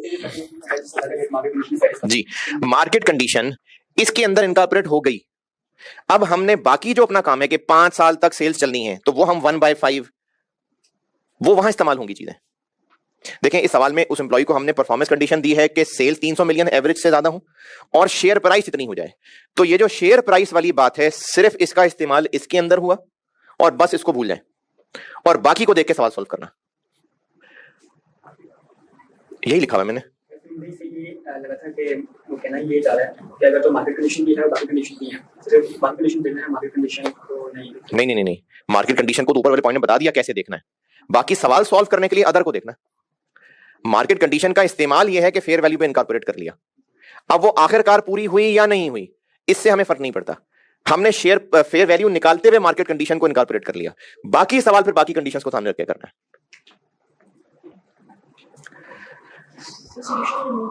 हाँ अच्छा बताता हूं, ये 38 वाली बात 38 देखिए मार्केट कंडीशन के अलावा बाकी कंडीशंस भी हों और उन कंडीशंस का एस्टीमेट चेंज हो रहा हो। जैसे हमने इसको कहा, अगर ये कहा होता अगर के 5 साल में जब भी शेयर प्राइस यहां तक पहुंच जाए, कहां तक? 200 तक। 5 साल में जब भी शेयर प्राइस 200 तक पहुंच जाए एंड एनुअल सेल्स 300 मिलियन तक हो जाए तो हम तुम्हें ये शेयर्स दे देंगे, शेयर ऑप्शन दे देंगे। अब इसमें शेयर प्राइस 200 तक पहुंचेगी नहीं पहुंचेगी, कितने चांसेस हैं, इस बात का इस्तेमाल 38 की कैलकुलेशन में हो गया। अब इस बात को छोड़ के हम दूसरी तरफ ध्यान देंगे कि 300 एवरेज सेल्स हो जाएगी। ये अगर हमें लग रहा है कि 3 साल में हो जाएगी तो 1/3, अगर हमें लग रहा है कि 4 में हो जाएगी तो 1/4, अगर हमें लग रहा है 5 में हो जाएगी तो 1/5। इस चीज का इस्तेमाल फिर अब बाकी की तरफ ध्यान करना है। मार्केट कंडीशन की ध्यान सिर्फ शुरू में करना था फेयर वैल्यू ऑफ पर्ची निकालने के लिए बस, अब उसकी तरफ से ध्यान हट जाएगा।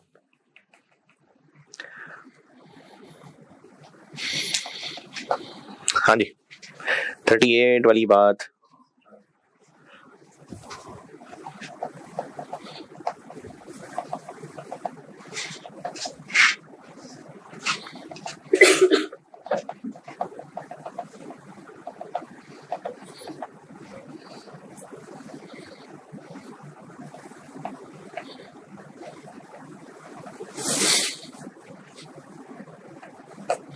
38 वाली बात ओके।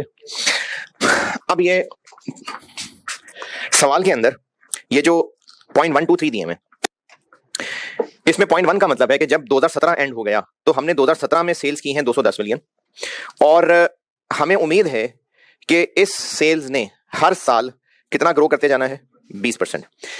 2017 में कितनी हुई हैं, 210।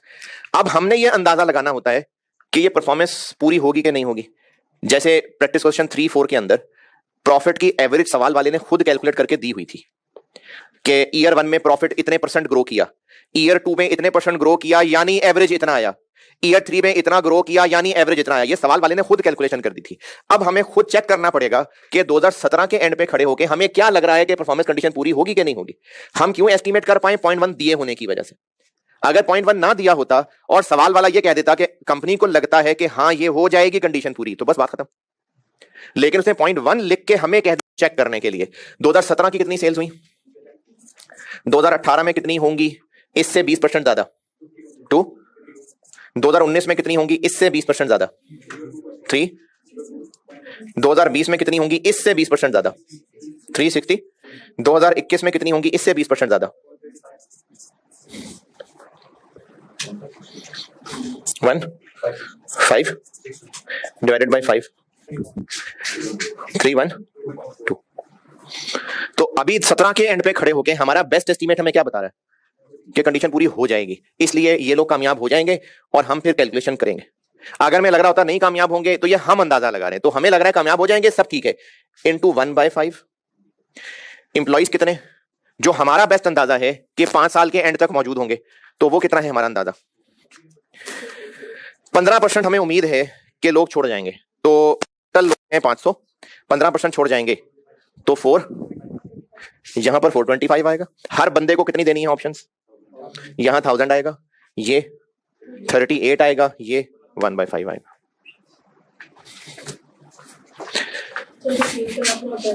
जी अच्छा, अब अगर हमें नजर आ रहा होता ना कि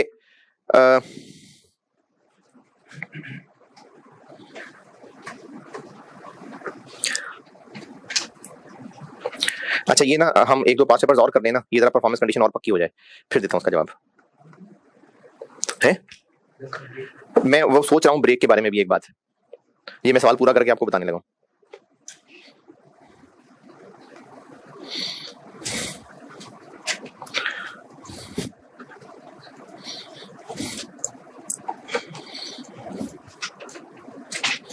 अच्छा ब्रेक के बारे में मैं ये सोच रहा था कि आपने इतना मुश्किल वक्त तो गुजार ही लिया है और बहुत भारी भारी आपने चीजें सीख भी ली हैं। मैंने इतना सारा रिकैप दे दिया, मैं तो बस सोच के नहीं आया था कि मैं रिकैप दूंगा, मतलब मैंने जो आज पढ़ाना था मैं रिकैप नहीं प्लान करके आया था।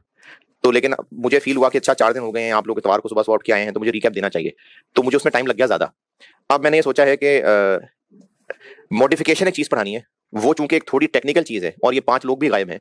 देखो उस दिन एक स्टूडेंट की वजह से मैंने इसलिए क्लास ऑफ कर दी थी कि जो लोग आते हैं चलो वो तो ढंग से आए ना, और आज 5 लोग गायब हैं, शाबाश। तो फिर अगर रिकॉर्डिंग पे ही तसल्ली हो जानी थी तो मैंने यही 14 अगस्त ऑफ कर दिया। तो मॉडिफिकेशन फिर मैं कल कराऊंगा। एक आसान सी चीज है जिसका सवाल आपने खुद ज़बानी देखना है, वो करके फिर मैं ऑफ ही कर देता हूं। चैप्टर में आए,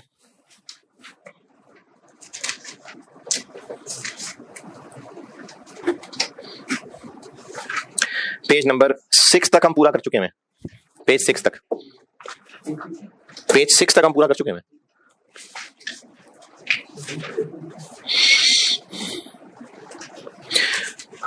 अच्छा ये एक सवाल जो अभी कर रहा था डिस्कस, ये ना जिसने भी पूछा था, और चलो बाकियों को भी कह रहा हूँ, ये सवाल उधार है मेरे पे, अगर मुझे जवाब देना याद नहीं रहा तो ये पूछना जरूर है। मैं बस ना चाह रहा हूँ कि आपको थोड़ी सी प्रैक्टिस और करा लूँ ना। जब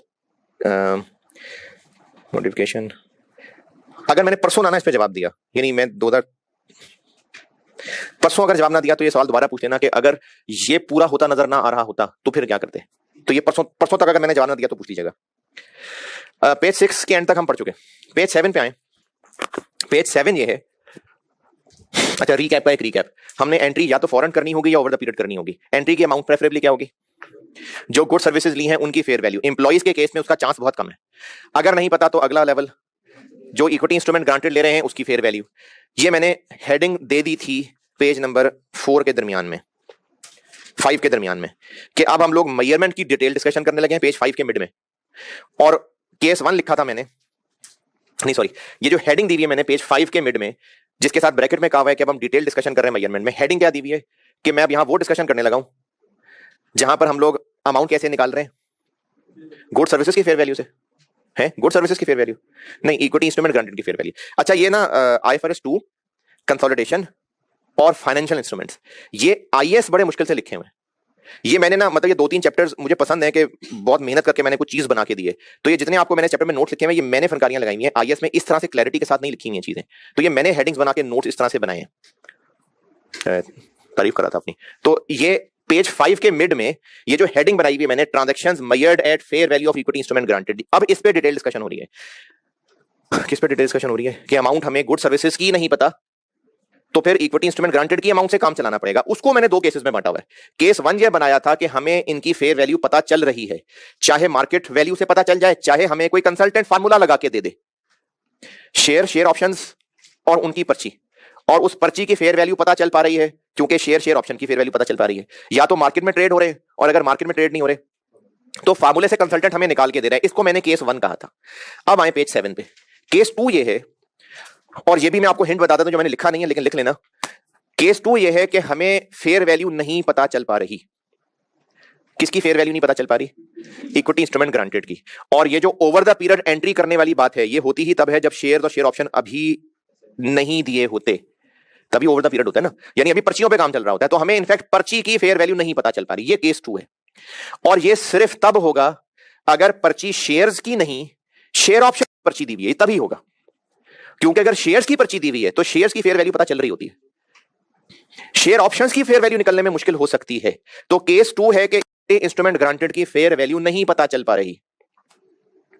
अब इसमें आपके लिए एग्जाम नोट ये है कि अगर पर्ची शेयर ऑप्शन की हो और आपको पर्ची की या शेयर ऑप्शन की फेयर वैल्यू ना दी हो, तो ये वाला केस लग रहा होगा सवाल में। एग्जाम हिंट दोबारा बता रहा हूं।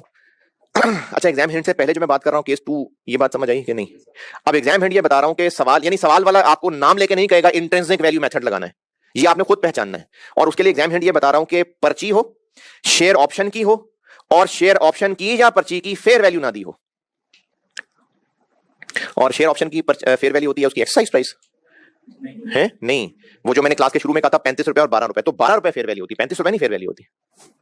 एग्जाम हिंट दोबारा बता रहा हूं कि अगर क्वेश्चन में पर्ची हो, शेयर ऑप्शन की पर्ची हो, और शेयर ऑप्शन या उस पर्ची की फेयर वैल्यू ना दी हो, तो ये वाला केस है।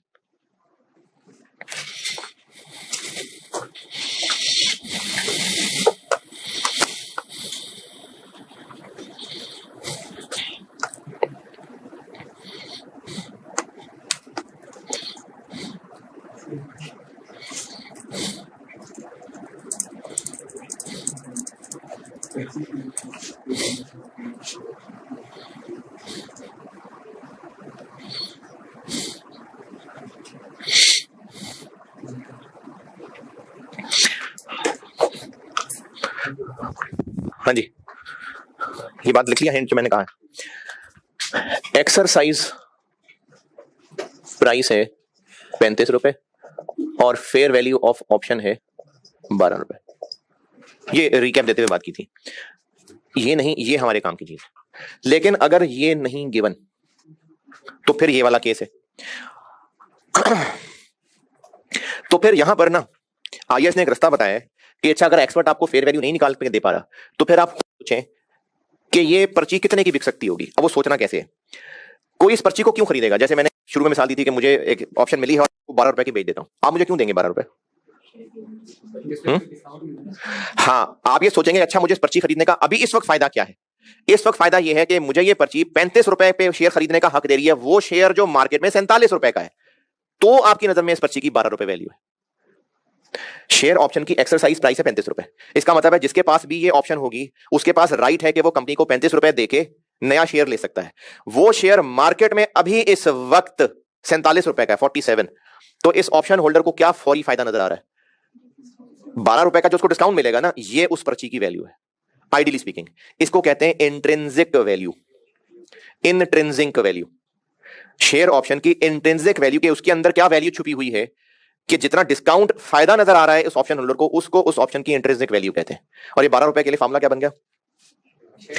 मार्केट में शेयर कितने का है माइनस एक्सरसाइज प्राइस, इसको कहते हैं इंट्रिंसिक वैल्यू। एग्जैक्ट होगी? एग्जैक्ट किससे? नहीं, एग्जैक्ट से क्या मुराद है? उनके डिफरेंस को ही इंट्रिंसिक वैल्यू कह रहे हैं। ये हमें इसलिए सोचना पड़ रहा है कि इसकी कोई फेयर वैल्यू नहीं पता, तो इंट्रिंसिक वैल्यू का कॉन्सेप्ट इसलिए लाया गया कि अच्छा फिर यकीनन 12 की बिक्री होगी।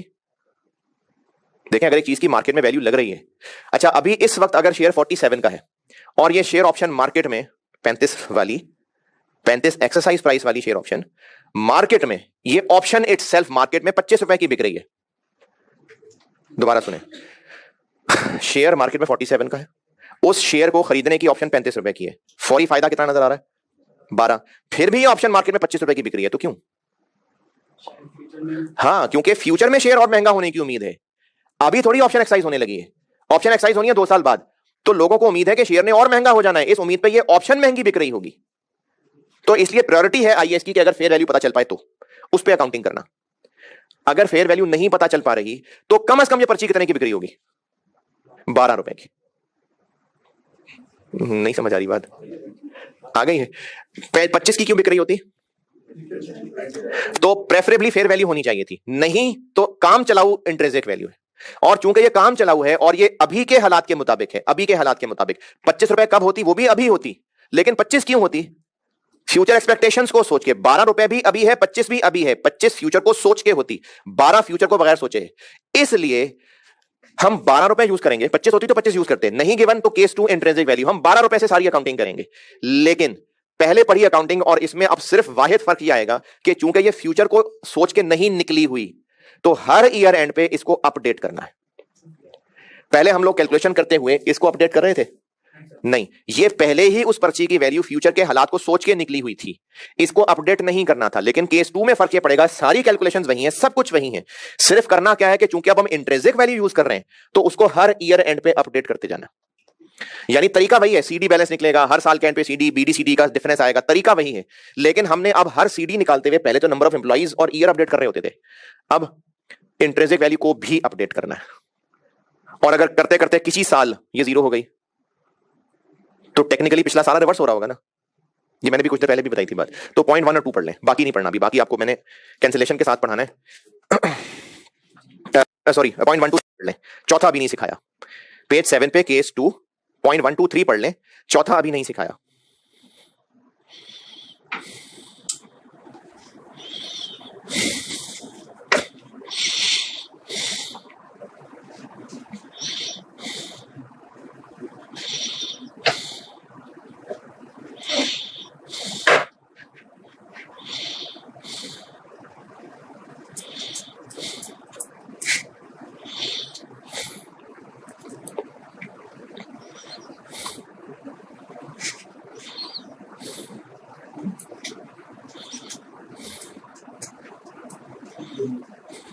जी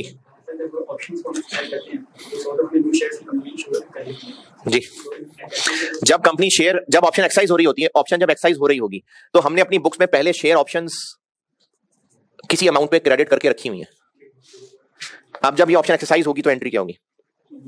ये डेबिट हो जाएगा, कुछ और भी डेबिट होगा। एक्सरसाइज प्राइस कैश मिलेगा, वो भी डेबिट होगा। अब इस टोटल डेबिट को सामने रख के कैपिटल क्रेडिट और प्रीमियम क्रेडिट, जितने से हमने शेयर ऑप्शंस क्रेडिट की हुई थी, अच्छा ये कब क्रेडिट की थी? जब ये पर्ची की अकाउंटिंग चल रही थी, फाइनली पर्ची लेके ऑप्शन इशू कर दी, उस आखिरी वाली वैल्यू से ये अकाउंटिंग हुई है। फिर जब वो बंदा ऑप्शन एक्सरसाइज करने आएगा तो ये डेबिट होगी, कैश भी डेबिट होगा, और जितने शेयर इशू हो रहे होंगे तो कैपिटल में उसकी फेस वैल्यू जाएगी और इस एंट्री की बैलेंसिंग फिगर प्रीमियम में जाएगी। तो अब आप एक काम ये कर लें, जबानी देख लें, बेशक कैलकुलेटर पे कुछ भी करना चाहें तो जरूर कर लें, नहीं तो मैंने वर्किंग में ब्रैकेट में सारा कुछ लिखा हुआ है, जबानी ही देख लें, प्रैक्टिस क्वेश्चन 7 देख लें और फिर छुट्टी करें। हमने हर साल अपडेट करना है, सीडी बैलेंस निकलेगा, एक्सपेंस की फिगर हम कैसे निकालते हैं? बैलेंसिंग ना, ये लिखा हुआ। अब उस बैलेंसिंग करने में इसके अंदर की चेंज भी तो कवर हो रही होगी, तो ये पॉइंट 2 में लिखा हुआ, 1 में 2 में पता नहीं, 1 में। प्रैक्टिस क्वेश्चन 7 पढ़ें, उसको कैलकुलेटर पे कुछ करना है चेक तो मर्जिया कर लें, नहीं करना तो सिर्फ सोल्यूशन देख लें बेशक, लेकिन इतना ही बस ये काफी है सवाल कि आप उसको देख ही लें। लेकिन पूरा एंड तक देखिएगा, ये जो ऑप्शन एक्सरसाइज है ये भी डाला हुआ मैंने इसमें। एग्जाम पॉइंट ऑफ व्यू से लंबा सवाल है, लेकिन बस एक पूरी जिंदगी दिखाई हुई है मैंने। ये भी आईएएस की ओरिजिनल एग्जांपल थी, तो उसको मैंने सवाल की शक्ल दी हुई है। क्वेश्चन ये था कि स्पेशल मेजरमेंट हमने कोई सी न्यू शो है फिर स्लाइड हो गई है तो रेडिमेड की प्राइस है वो कम तो होगी, अगर जो माइक्रो कोई सर्वे करता है तो ये के जो फेयर वैल्यू से शेयर्स हमारे उसके प्राइस से पहले की जो मैं फेयर वैल्यू उसकी तो हालांकि 35 पे एक्सेप्ट प्राइस है मुझे तो उसके पहले बाहर जगह वो भी है शेयर ऑप्शन से बाहर से वेट कर रहा है तो जब न्यू से इशू शेयर होंगे तो उसको शेयर प्राइस बहुत सारे से कम हो जाएगी। तो अब आप पूछ रहे हैं कंपनी में उसके क्या फर्क पड़ेगा? ये उसके खास इंसान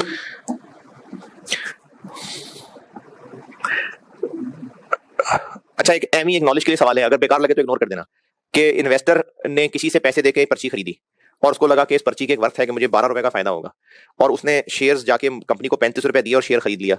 अब जब शेयर खरीद के वापस आया तो मार्केट में वो शेयर 47 से गिर के 45 का हो चुका था। ये क्यों हो गया था? तो ये ऐसे नहीं होता कि फौरी अभी उसने शेयर खरीदा है वो रेट गिर गया। मार्केट एडजस्टमेंट में कोई टाइम लगेगा ना, फौरन तो नहीं गिर जाएगा। थ्योरेटिकली स्पीकिंग, ये बीएफडी लेवल की एक बात है, थ्योरेटिकली स्पीकिंग प्राइस गिरेगी। थ्योरेटिकली स्पीकिंग इसको टीईआरपी कहते हैं, टीआरपी कहते हैं। तो ये जो शेयर की वो पर्ची की वैल्यू ले रहा होता है ना, यानी पर्ची वो 12 रुपए की खरीदने को तैयार है, तो वो एक्चुअली 12 की नहीं खरीदेगा, वो एडजस्ट करेगा। ये बीएफडी का एक कॉन्सेप्ट है कि वो 47 से कंपेयर नहीं करेगा, वो देखेगा अच्छा मैं शेयर खरीदूंगा तो शेयर मार्केट में 47 का तो नहीं होगा, वो तो गिर जाएगा, 45 का आ जाएगा, तो वो 45 माइनस 35 करके वैल्यू निकालेगा। ये बीएफडी लेवल का कॉन्सेप्ट है। प्रैक्टिस क्वेश्चन 7 देख लें, और मैंने ये 4 साल की एंट्री सिर्फ इसलिए डाली है ताकि जो भी ज़बानी बात बोली थी कि शेयर ऑप्शंस डेबिट और कैपिटल क्रेडिट, और सिर्फ ये भी दिखा सकूं, इसलिए मैंने 4 साल की एंट्रीज करके दिखाई हुई है। उसके अलावा बाकी एंट्रीज ये नहीं क्योंकि बार बार फिर सेम रिपीट ही करूंगा। तो आप इसको सवाल को पढ़ के सोल्यूशन ही देख लें।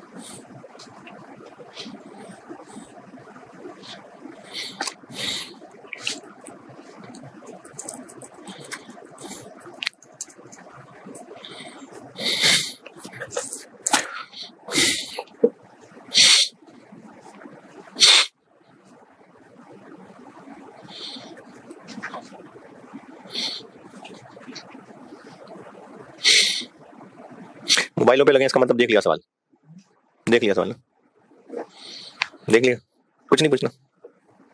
हर साल के एंड पे इंट्रिंसिक वैल्यू निकाली, फेयर वैल्यू शेयर की माइनस एक्सरसाइज प्राइस, और हर साल का सीडी बैलेंस निकालते हुए वो इंट्रिंसिक वैल्यू लिए, और जब 3 साल पूरे हो गए तो वो पर्ची बदल के शेयर ऑप्शंस आ गई। ये ईयर 3 के एंड पे देखें एंट्री की हुई है कि वो पर्ची खत्म हो गए, इक्विटी इंस्ट्रूमेंट ग्रांटेड डेबिट हो गए, शेयर ऑप्शंस क्रेडिट हो गई। और फिर उसके बाद जब जब शेयर ऑप्शंस एक्सरसाइज होती जाया करेंगी, share options debit, cash debit और कैपिटल और प्रीमियम क्रेडिट। हाँ जी, ओके, चलें कल इंशाल्लाह मॉडिफिकेशन है जी। क्या हुआ? अच्छा,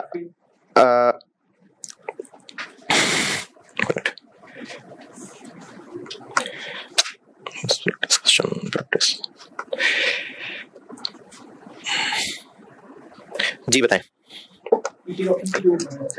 जी जी।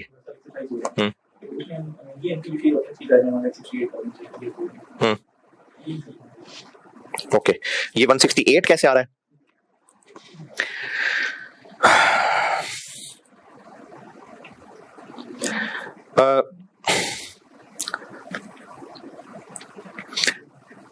ये जो सवाल चैप्टर में कहा हुआ है, chapter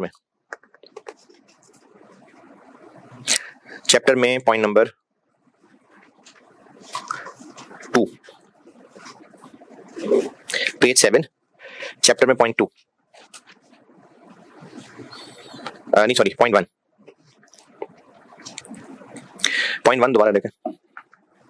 the intrinsic value is remeasured on every year end and finally on the date of settlement, that is exercise। ये जो मैंने वर्किंग में ईयर 4 में सेटलमेंट लिखा है 168,000 पे, वर्किंग देखिएगा, वर्किंग 3 साल तक तो सर्विस पूरी हो गई ना, तो जब सर्विस पूरी हो गई तो फिर चौथे 5वें साल में एक्सपेंस किस बात का आ रहा है? इंट्रिंसिक वैल्यू हमने हर साल के एंड पे अपडेट करते जाना है जब तक कि वो ऑप्शन सेटल नहीं हो जाती। ये जो पहले 3 साल है ना, पहले 3 साल इनमें एक्सपेंस, ये बाकी लोग भी सुने, पहले 3 साल में जो एक्सपेंस, मैं वर्किंग 1 की बात कर रहा हूं, सॉल्यूशन में वर्किंग 1 बता रहा हूं, ये जो पहले 3 साल में एक्सपेंस आ रहा था ये 2 वजहों से था। एक, हर साल की सर्विस होती जा रही है 1/3, 2/3, 3/3, और दूसरा इंट्रिंसिक वैल्यू भी अपडेट हो रही है। उसके बाद चौथे साल से आप आगे चलेंगे तो 1/3, 2/3 नहीं रह गया, यानी सर्विस पूरी हो गई है। तो फिर हर साल में क्यों एक्सपेंस नजर आ रहा है? इंट्रिंसिक वैल्यू अपडेशन की वजह से। तो हमने इनको हर साल, पहले ये पर्ची थी, अब ये ऑप्शन बन गई, लेकिन जब तक ये सेटल नहीं होती हर ईयर एंड पे इसको अपडेट करते जाएंगे और फाइनली सेटलमेंट डेट पे भी अपडेट करेंगे। तो ये जो चौथे साल में आपको एक्सपेंस नजर आ रहा है ये अपडेशन की वजह से, 5वें साल में, 6ठे साल में, 7वें साल में, ये अपडेशन की वजह से सेटलमेंट पे भी अपडेशन करनी है ना। और चूंकि सेटलमेंट डेट और ईयर एंड दोनों ईयर एंड ही हैं, इसलिए सेटलमेंट में भी आपको वही 88 लिखा नजर आ रहा है, क्लोजिंग में भी वही 88 लिखा नजर आ रहा है। वरना अगर सेटलमेंट होती ईयर के दरमियान में कहीं, ये मैं वर्किंग 1 बोल रहा हूं और चलो ईयर 4 बोल रहा हूं, अगर ईयर के दरमियान में कहीं सेटलमेंट हुई होती तो सेटलमेंट में 88 की बजाय वो उस दिन वाली वैल्यू लिखी होती और फिर क्लोजिंग बैलेंस में ईयर एंड वाला 88 लिखा होता। तो अब जब बैलेंसिंग करते तो उसमें सेटलमेंट वाली अपडेशन भी कवर हो जाती और ईयर एंड वाली भी कवर हो जाती। इसीलिए कहा था देख ले सोल्यूशन, अगर वो शरीफ आदमी ना पूछता तो फिर आपको भी ना फर्क पड़ता। हाँ जी, ईयर 4, 5, 6, 7, 8, 9, 10 का एक्सपेंस, ठीक है, जब तक सेटल नहीं होती तब तक इसको अपडेट करते जाना है। ओके, चलो ठीक है, अल्लाह हाफिज।